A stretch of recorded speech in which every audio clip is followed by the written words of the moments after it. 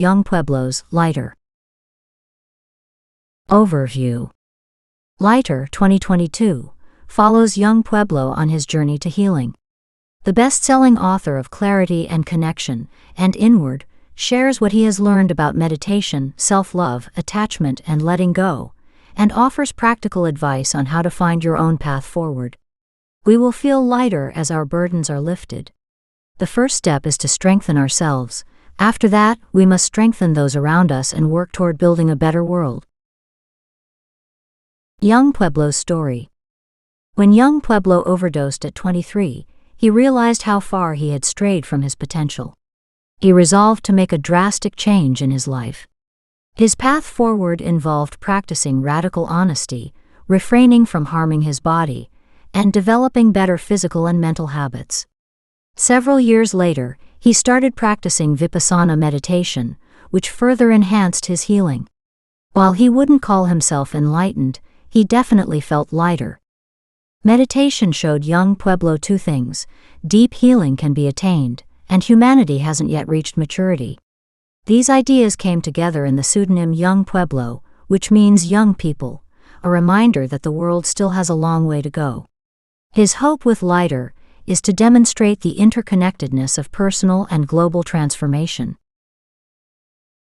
Loving ourselves. Self-love means treating yourself with kindness, openness, and honesty.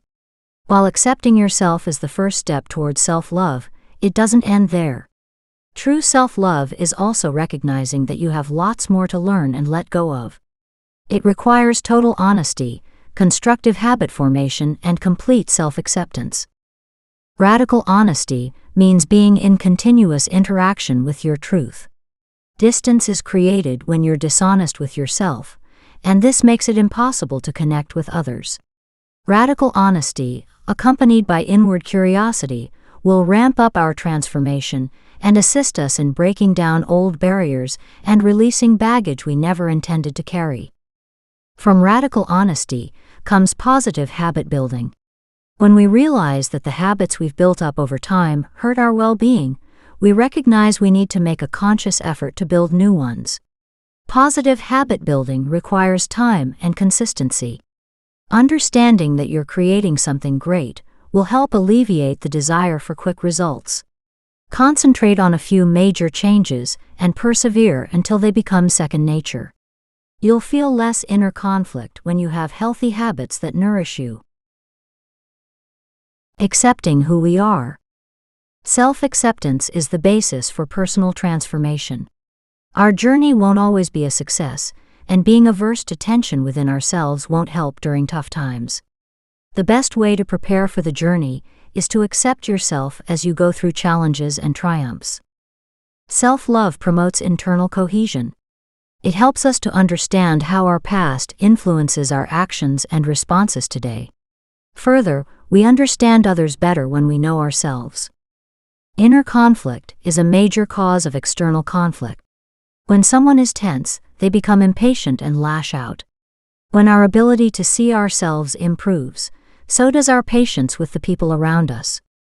As we advance in our personal transformation and reach a new level of self-love maturity, our love for others will grow too.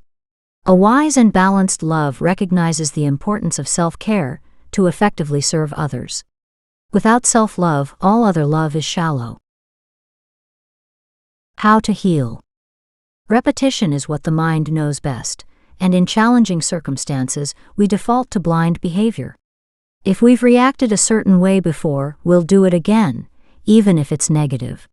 Each reaction will gradually shape our perception until everything we see is filtered through a thick layer of old conditioning and current emotions.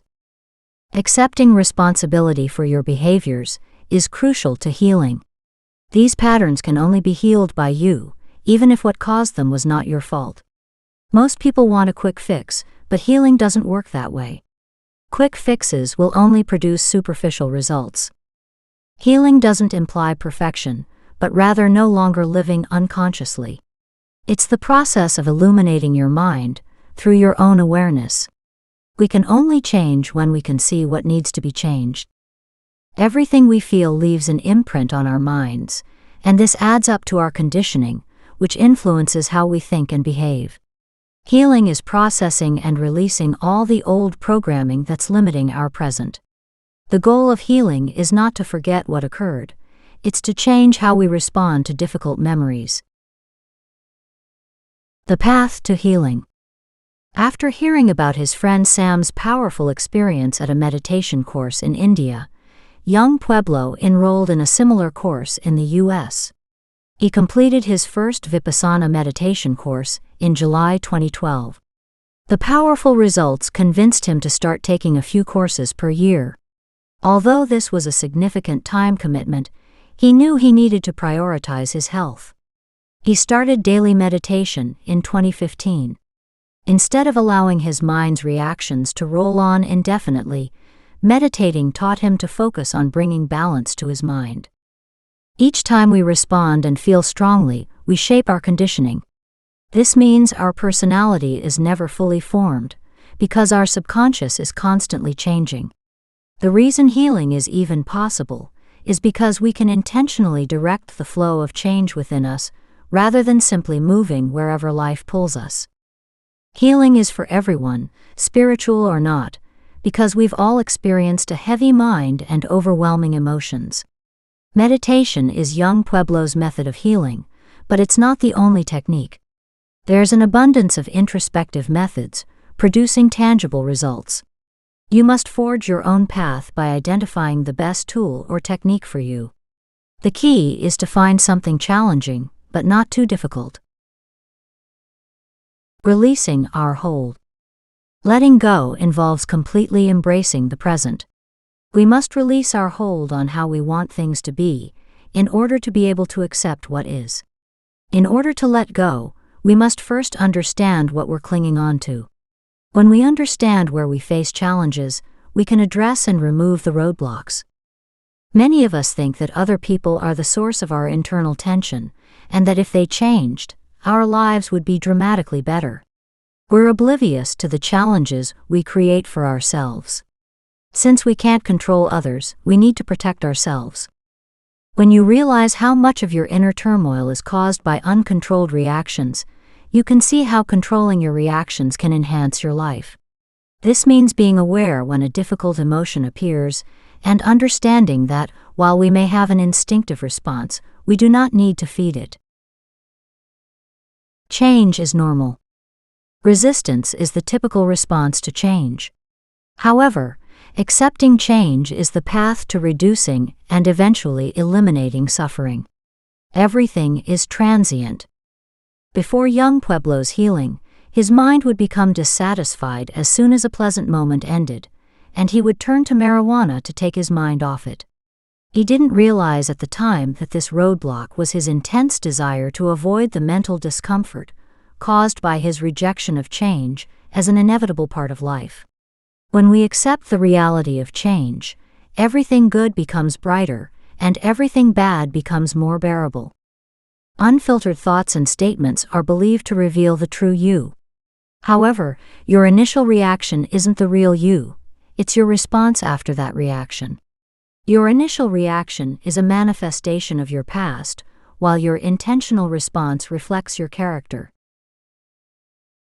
Our need for control. Attachment for young Pueblo refers to a persistent desire for things to be a certain way. While the security of attachments is alluring, attachments are built on illusion. Accepting impermanence fully is the only way to find true security. Even though it may appear paradoxical, letting go is a promising path to security. We can enjoy things while they are present, but we cannot expect anything to last forever. When we accept change, letting go becomes easier and love grows purer since control is less important. Our ego is useful in survival situations, but once we're past that point, it can be a major hindrance. The ego creates a rigid sense of self, and has difficulty appreciating differences in opinions and points of view. Decentering ourselves helps us understand other perspectives. To achieve inner peace, we must live our truth without trying to manipulate others. Letting go doesn't erase difficult events that have occurred. It just means you'll be able to allow difficult thoughts and emotions to pass through, without letting them dominate your mind or control your actions. Knowing the advantages of letting go is crucial. The next step is to choose your practice and start your own serious healing work. Finding a practice. Before you start looking for the best practice for you, consider your healing objectives and the practices you're interested in trying. Don't give up if your first practice doesn't work. For most people, finding what works takes time and openness. Getting trained help is always worthwhile. Leaning on the expertise of others will make your healing process more productive and efficient. Be wary of methods that claim to do all the inner work for you and produce instant results. True healing will take time. Great transformations are earned. Keep an eye out for personal doubt. Give a new technique a few weeks to see if it makes your mind lighter or more conscious. If you quit when it gets hard, you won't know if it's right for you. When you begin the process of letting go and find a practice that helps you navigate your internal landscape more smoothly, profound changes will occur. Human habit is not human nature. Greed, fear, and hatred are often believed to be human nature, but they're actually human habit. Conditioned behavior imprinted on us by previous generations and experiences. Human habit isn't permanent and doesn't define who we are. Love, clarity, creativity, and an enthusiasm for life are human nature. Human habits are hard to break, but with time, conscious activity, and appropriate healing procedures, we can free our true nature. Human habit is frequently a state of confusion in which we react quickly and blindly. You're still ruled by human habit while your inner world is a mystery. Human habit makes it hard to know what we want to do with our lives, and it's normal to mistake what we've learned from those around us as our goals. After healing and connecting with their human nature, many people discard their former ambitions since they were never really theirs. Often, an individual's true aspirations are more creative, in service to others, and focused on improving society than their human habits. Deconditioning helps you become more human. Repetition is the best way to improve. Practice loving yourself and others, stepping outside of your own perspective, intentionally feeling happy for the success of others, and taking time to feel grateful. Achieving emotional maturity. Emotional maturity refers to continuous growth. Actively pursuing personal growth leads to greater wisdom and peace. Emotional maturity is a lifelong practice of humility and perseverance aimed at improving communication with yourself and, by extension, communication with others. When people begin to develop self-awareness, they often realize how superficial many of their relationships were. When your inner light grows, your network of friends reduces, but you're ready to be more present in each encounter. You also frequently develop new connections that are more aligned with your journey and beliefs. You'll know you're becoming more emotionally mature when you don't feel the need to give your opinion on every topic. You have a strong feeling of determination. You recognize that similar emotions attract. You behave with a growing feeling of responsibility. You learn to say no, and you maintain humility. Real maturity is staying calm in a disagreement. Disagreements are normal and can improve communication. When we navigate differing views with compassion, we can deliver our point of view gently and find a middle ground. When you see someone trapped in a cycle of agitation and no longer receptive to reason, walk away. You can feel compassion for them without becoming consumed by their negative energy. In any situation, prioritize your mental health. Don't get caught up in the savior complex. Being able to listen to our intuition is a component of emotional maturity that's frequently undervalued. Young Pueblo's intuition directed him to relocate to New York City and pursue a writing career. Sometimes your intuition tells you something, but you're too afraid to listen. Just remember the message and come back to it when you're ready. The beauty of intuition is that it will push you to grow if you listen to it. On the surface, it may appear that healing restores us to our original state, but the reality is that who we are is constantly changing. A static sense of identity can make life difficult. A flexible identity will promote your growth and help you to discover new aspects of yourself. The best version of yourself emerges during and after major challenges. Hard times allow us to apply the healing we've done so far and to fuel our desire to evolve even further. How healing affects relationships. Love promotes healing and paves the way for two people to grow in self-awareness and emotional maturity. Love is letting go of the past so you can live in the present. Consistent dedication to personal healing is the best gift partners can give one another. If you can both let go of your attachments, you will flow more easily together. Those who take their healing seriously have a better chance of discovering healthy ways to support one another's happiness. Endings and heartbreak always highlight the importance of self-love. Relationships suffer when we lack self-love. Empowering our self-love will make us feel more complete than any relationship. Heartbreak reveals what we're missing. Accepting our flaws and the mistakes we've made is a part of self-love. Furthermore, we must consider what we are seeking in a partner. Self-love balances all our relationships. As we develop emotional maturity and self-awareness, we prepare ourselves for success when we open our hearts to others. Love exposes you.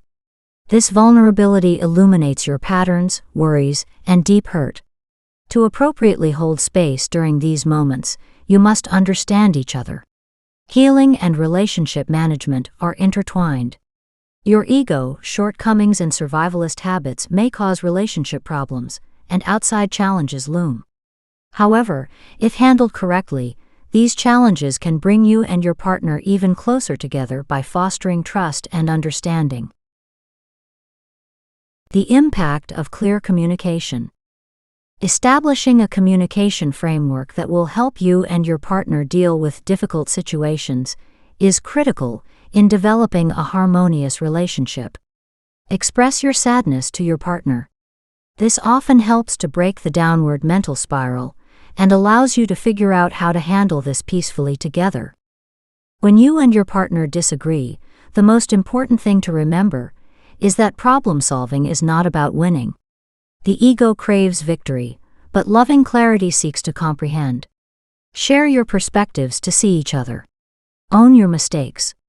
If you both agitated one another, apologize for your part. Because the support we require as individuals is so situational, providing support can feel ambiguous at times. However, there are some key ingredients for providing appropriate support. These include recognizing that healthy support must be mutual, avoiding coercion and manipulation, staying flexible, and understanding that another person can't fix your emotional problems. Miscommunication happens because when someone speaks, they're converting their emotions into words that the other person must understand through the lens of their own emotional state and history. It's best to over-communicate at the start of a relationship. You'll discover each other's preferences with patience and honesty. Even after being together for years, you won't be able to read each other's minds, and since you're both changeable, there will always be new things to share. Listening to one another without judgment will help you understand each other better. You'll both make errors, but a mature relationship is about recognizing that you are both evolving, which makes communication even more crucial. The importance of friendship. Real friends have an inherently disarming nature that allows us to lower our guard and be authentic. We welcome hard truths from a few close friends and no one else. True friends don't provide unqualified support. Having someone in your inner circle who isn't scared to tell you you're wrong is a blessing, even when it's hard to accept. The best friends support you through growth, healing, and transformation. However, a wonderful friendship doesn't have to stay forever to be valuable in your life. Sometimes you overlap for a purpose, but life leads you in different directions as you develop. Tracking your progress. The process of healing is not linear. If you want to check for your progress, do so in comparison to how you were before you began doing inner work. Looking back at a larger portion of your life will help you see how far you've come. When the remnants of the past are cleared from the mind during times of deep release, we may feel heavy for hours or even days afterward. While these moments can seem unending, reassure yourself that they are only temporary. It is easy to misinterpret a stormy moment as going backward. These steps, however, are laying the groundwork for a significant leap forward. Storms serve two purposes. They allow you to practice acceptance and gentleness, and they assist you in releasing whatever is coming up. If it gets too hard, lean on your community. Allow others to support you. When we accept aid, we relinquish the egotistical belief that we can do everything alone. Letting go of your old self. Leaving the old you behind is another healing hurdle. If you want to heal, let your identity change and flow in the way that makes you happy. Labels resist change but satisfy the ego. To minimize unnecessary pain, we should minimize becoming attached to what we know, accept that our beliefs may only benefit us briefly, and understand that additional experience and insight will ready us to let go of what we formerly thought was useful. Finding your pace. If we work towards our goals while embracing progress rather than aiming for perfection, we will lay the groundwork for long-term change. We don't need to hurry to progress. Slow movement reduces inner turmoil and makes us more effective. Rather than focusing on speed, we should focus on effort, commitment, and long-term consistency. The attachment to speed and hierarchy is an ego disease. Setting goals and achieving amazing things is great, but when we obsess over getting ahead of others, we might hurt ourselves. Moreover, getting caught in a cycle of constant productivity depletes our inner reserves and can throw our minds off balance. There's nothing wrong with working hard and being efficient, but make sure you're also nourishing your well-being by scheduling time to rest. There's power in having companions who are also on healing journeys, but it's critical to understand that you're all healing at different paces. Maintaining your pace allows you to dig deeper and have a more rewarding journey. If we keep digging without respite, we'll be in misery. Mature self-healing means not overloading your mind. Staying balanced requires self-awareness. Creativity boost. As your mind becomes clearer, it will be more open to the flow of inspiration. Inner tranquility and mental clarity generate an enormous quantity of creative and innovative thought. Creativity and bravery go hand in hand. It requires courage to create something unique and put yourself out there in a way that deviates from the standard. Creativity also multiplies as it scales up. Consider the political and economic answers that will come from the millions of people who are actively healing themselves around the world. Setting boundaries. Once your healing begins, you'll desire boundaries. Boundaries play an important role in providing you with the protection you require from the outside world as you go through your metamorphosis.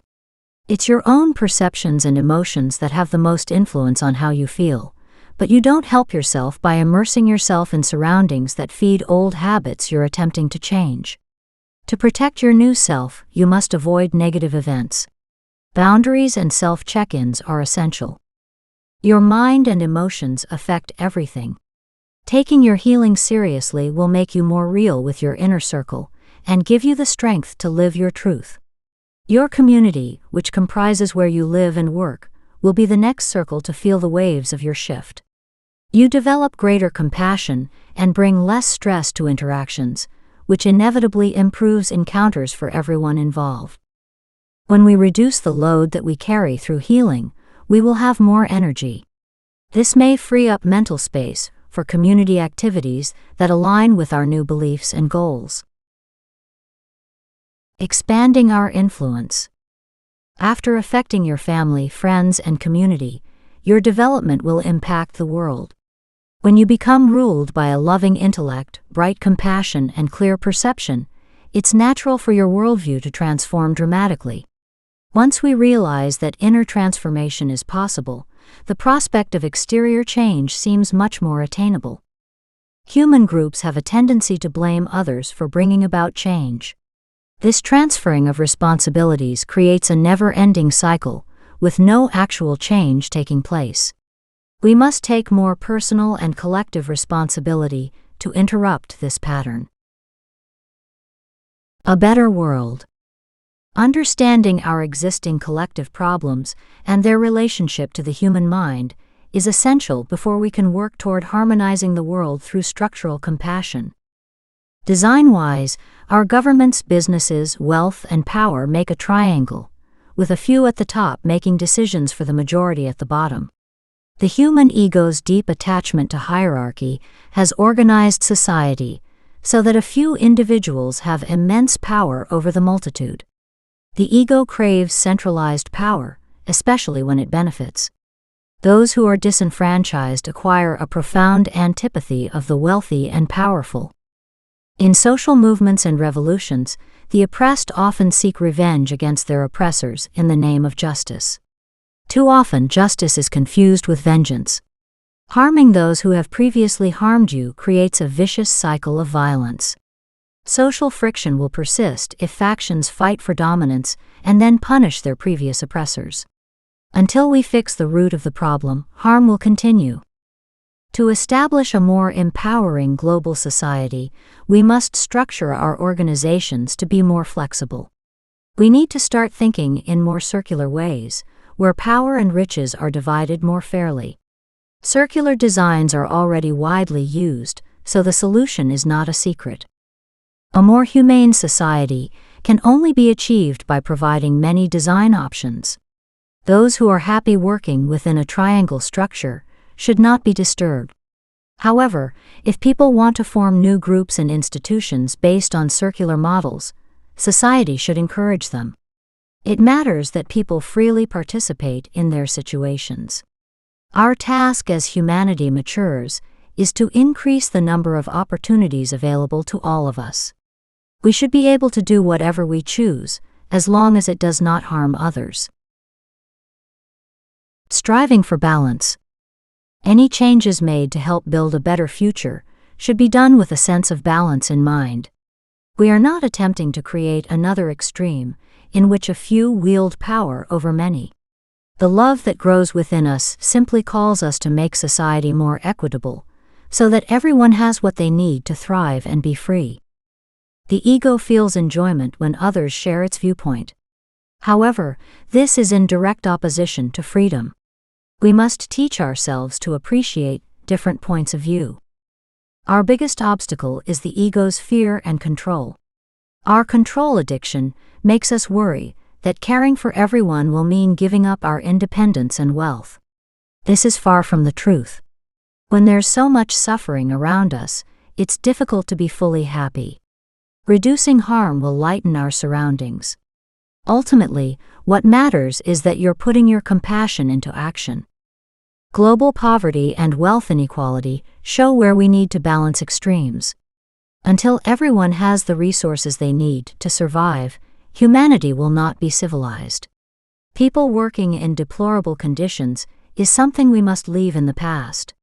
Everyone deserves humane treatment. We have the means, all we need now is the will. Competition is fine, but people shouldn't perpetuate a system in which individuals can go hungry, homeless, and uncared for. Using logic without compassion to rationalize harming others is an indication that your path will fail. We need balance. We must develop a middle ground that would give humanity new freedom and universal human rights. Structural compassion. One of humanity's biggest maturation difficulties is scaling up compassion from the individual to the collective and society. Structural compassion aims to remake the world to reflect love instead of greed. It's an attempt to create larger networks of support, providing people with more resources and opportunities for inner and outer success. When there are fewer people suffering, everyone is safer and happier. Freedom is crucial to structural compassion. We must reconcile the fact that humans are inextricably linked, and that our existence is innately collective. However, we must also remember the individual. If people are unable to be themselves, society has failed. A stable and thriving society requires a balance between the two. Taking healing seriously makes a person compassionate. This doesn't imply you should dedicate yourself to healing the world, but it does indicate that you're willing to assist in alleviating the world's suffering. This will look different for each person. We all have various skills and responsibilities, and many of us can do more. Helping others is great, but don't use it as an escape. Even good work can be hijacked by the ego or old pain. Our inner work must coexist with our outer work, otherwise we risk hitting a burnout wall. In this century, humanity faces daunting challenges such as overcoming racism and patriarchy, putting an end to war, mitigating the effects of climate change, closing the global income gap, and lifting those trapped in global poverty. Fortunately, the greatest healing movement in human history is currently underway. A healed mind's boldness and inventiveness will assist you in solving old difficulties in novel ways. And we don't have to wait until we're entirely healed to address the main outward difficulties we face. The outside and inner work must be done simultaneously. New beginnings. While young Pueblo would not claim to have a perfect existence, his mind functions much differently now than it did before he began his healing journey. He still has inner struggles and stressful moments, but they are accompanied by more selflessness and a greater ability to understand things from another perspective. What matters most to young Pueblo is that he is always moving forward. You cannot change the world on your own. Bringing balance to our world must be a collaborative endeavor. First, heal yourself. As you grow more self-aware, you'll be able to take actions that are most appropriate for you. Never give up on healing. Humanity is at a crossroads where we can continue our short-sightedness and divisiveness, or sow seeds of oneness and see our destinies as interconnected. We know we can do great things, but we must build our society on compassion to benefit everybody. Many people will be skeptical that new and wonderful things are conceivable. We must be steadfast in our determination to heal ourselves and contribute to the healing of the planet, regardless of who stands in our way. We must accept responsibility for the uneven and unsustainable social design that we have built. It's not entirely our fault. We inherited this planet and most of its structure from previous generations. But just as our mental distress is not entirely our fault, it is our job to accept and heal it. What we need to do. We have two major goals ahead of us. The first is beginning the healing path as individuals, and the second is getting together in groups to help construct a better world that reflects the qualities of love. Starting the healing path is challenging, but continuing it is slightly easier, as our investment in our growth brings tangible rewards. The second goal is difficult to achieve because there's no obvious path to a better world. While we must continue to honor our families, history, nations, and other facets of our identities, we must also emphasize that we're all part of a family of human beings.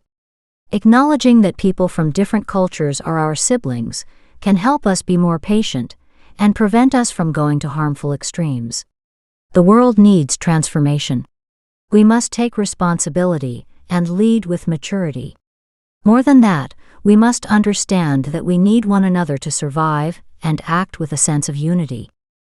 Personal healing is feasible, as is the construction of a structurally compassionate environment. The two share an unbreakable bond, and it all starts with you.